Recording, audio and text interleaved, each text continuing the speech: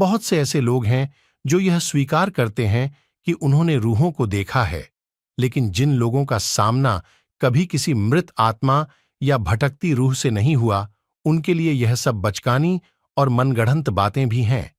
इसमें गलती उनकी नहीं जो रूहों के होने को नकारते हैं, लेकिन कहते हैं ना, सच तो सच होता है, उसे किसी के स्वीकार करने या नकार देने से फर्क नहीं पड़ता। और सच यही है कि मरने के बाद अतृप्त और असंतुष्ट आत्माएं इंसानी दुनिया में वापस आती हैं, और उनके इस दखल से जीते जागते लोग तो प्रभावित होते ही हैं। साथ ही वह मरने के बाद भी अगर उनकी इच्छाएं पूरी नहीं होती तो वह खुद भी परेशान रहती हैं। आज हम आपको ऐसे ही एक स्थान के बारे में बताएंगे जहां मुर्दे चलते हैं और मृत आत्माएं अपना पहरा जमाए हुई हैं।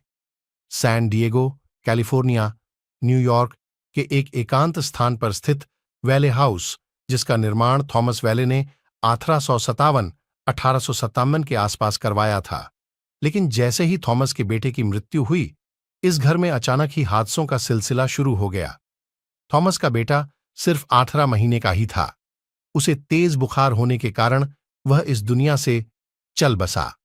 वैले परिवार को इस घर में आने से पहले ही यह लगता था कि कुछ तो है जो बहुत अजीब है। उन्हें इस बात का भी अंदेशा था कि इस मकान को रूहों ने अपने वश में ले रखा है। स्थानीय लोगों ने कई बार उन्हें चेताया भी था कि जिस स्थान पर वो मकान बनाने जा रहे हैं, वहां एक व्यक्ति की मौत हुई थी, लेकिन उन्होंने इस बात पर विश्वास नहीं किया और मकान के निर्माण का काम जारी रखा और इसमें रहने भी आ गए। लेकिन उस मृत आदमी की रूह ने उन्हें हर समय परेशान किया।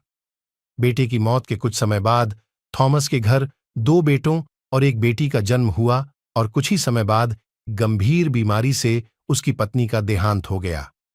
कुछ सालों बाद जब उनके बड़े बेटे का तलाक हुआ, तो इस सदमे को सहन न कर पाने के कारण उनके बड़े बेटे ने भी आत्महत्या कर ली। वहीं उनकी बेटी, जो शादी के बाद उन्हीं के साथ वैले हाउस में रह रही थी, उसके पति की भी मौत हो गई।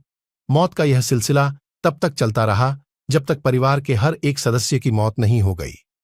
वर्ष 1961 तक आते आते वैले हाउस के हर एक सदस्य की मौत हो चुकी थी।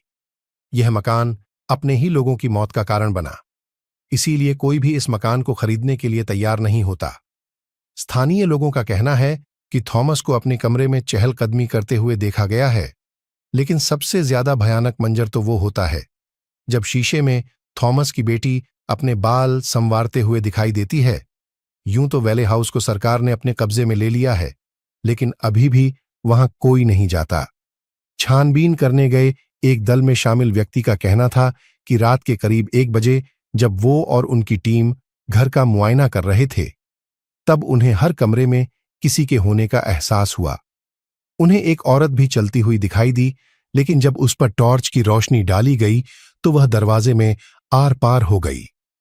लोगों का मानना है कि वैले हाउस में जितने भी लोगों की मौत हुई, आज भले ही वह इंसानी शरीर के साथ इस दुनिया में नहीं है, लेकिन आत्मा बनकर वह आज भी यहीं भटक रहे हैं।